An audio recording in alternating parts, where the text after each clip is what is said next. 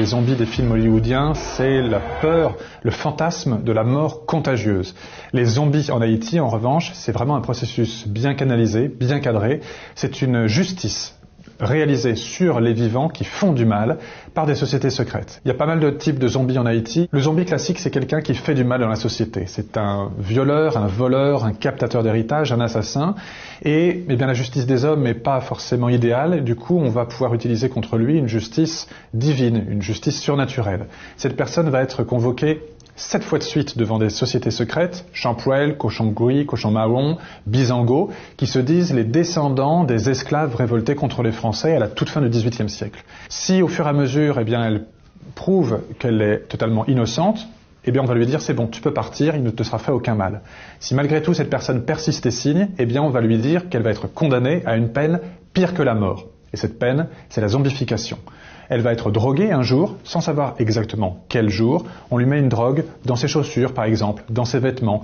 C'est un composé à base de foufou, de fougou. C'est un poisson, le poisson globe, qui est entièrement toxique. Et ça va provoquer un état assez second pour l'individu. Le seul problème, c'est que c'est une drogue, la tétrodotoxine, la substance active de ce poisson ne passe pas à travers la peau. Donc il faut rajouter d'autres produits, et notamment de la bave de crapaud, du jus de vipère, des extraits végétaux.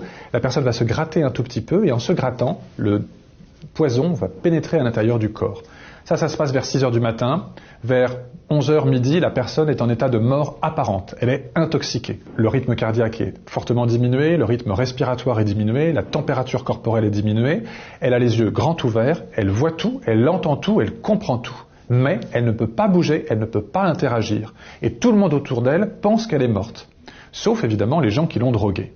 Cette personne va être allongée, il va y avoir des funérailles assez rapides, elle va être mise dans un cercueil avec un verre au niveau du visage, et les gens vont venir la voir, vont venir lui parler, notamment ceux qui l'ont drogué, vont lui dire « Retiens bien mon visage, car c'est moi qui t'ai drogué, désormais tu es mon esclave, tu m'appartiens, à partir de maintenant, tu es un zombie ».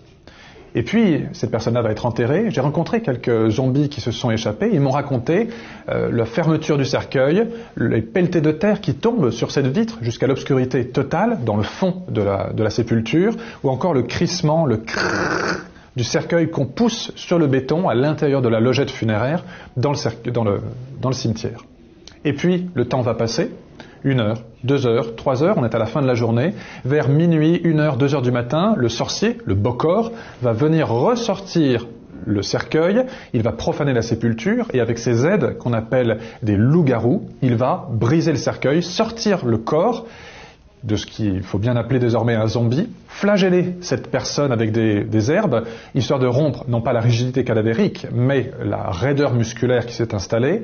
Et puis c'est aussi une façon de lui dire que maintenant tu es un esclave et je commence à te donner des coups de fouet. On va également lui donner un antidote, du concombre zombie en l'occurrence, qui va diminuer un tout petit peu cet état de mort apparente. Et puis on va lui changer son nom. D'ailleurs elle n'aura plus de nom, elle n'aura plus qu'un prénom, comme les esclaves du temps passé. Et dans la nuit, cette personne va être transportée à l'autre bout de l'île et elle va aller désormais vivre une autre vie, une vie de zombie, dans un champ de canne à sucre, dans une rizière, dans une usine ou au service propre d'un bokor. Et ça peut durer comme ça pendant des années. Cette personne va être privée de son état de conscience par des médicaments, benzodiazépines, barbituriques qu'on peut lui donner, soit par un régime sans sel. Et au fur et à mesure de ce régime sans sel, la personne mange par terre sur une feuille de bananier, comme les esclaves de l'ancien temps. Eh bien, elle va développer un œdème cérébral qui va faire qu'elle va perdre tout état non seulement de conscience, mais surtout, elle va être dans un état de hébétude permanente. Aucun libre arbitre. C'est ça ce qu'on appelle un zombie. C'est vraiment une procédure juridique, religieuse, mystique. Mais attention, certains s'en servent aussi de façon dévoyée. J'ai rencontré 2 zombies qui, eux, se sont fait zombifier, non pas par cette coutume classique et bien organisée, mais par leur belle-mère ou par leur mari qui souhaitait se débarrasser d'eux. Ça, c'est ce qu'on appelle des zombies criminels, non pas des zombies juridiques. Certains zombies arrivent à sortir de ce cercle infernal, généralement parce qu'il y a une catastrophe qui se produit. Un tremblement de terre qui fait s'effondrer la maison du bokor, un ouragan ou autre chose, et eux étaient en train de travailler dans les champs. Alors forcément, leur maître ou leur maîtresse meurt, et ils vont devoir s'alimenter tout seuls, et là, ils vont pouvoir s'alimenter avec ce qu'ils vont trouver sur place, de l'arachide, du maïs, du manioc ou autre, et là, il y aura un peu de sel. Et puis également, si leur maître meurt, eh bien, on ne va plus leur donner cette charge quotidienne de médicaments médicaments psychotropes. Donc au fur et à mesure, ils vont récupérer une petite partie de leur conscience. Ce qui restera en revanche, c'est ce grand trouble psychiatrique, le fait d'avoir été enterré vivant dans un cercueil sans savoir si oui ou non on va s'en sortir. C'est un choc monstrueux qui malheureusement laisse des traces. C'est pour ça qu'une des 2 zombies que j'ai pu rencontrer, Adeline, vivait dans un hôpital psychiatrique à Port-au-Prince car les dégâts étaient trop importants au niveau de sa psyché.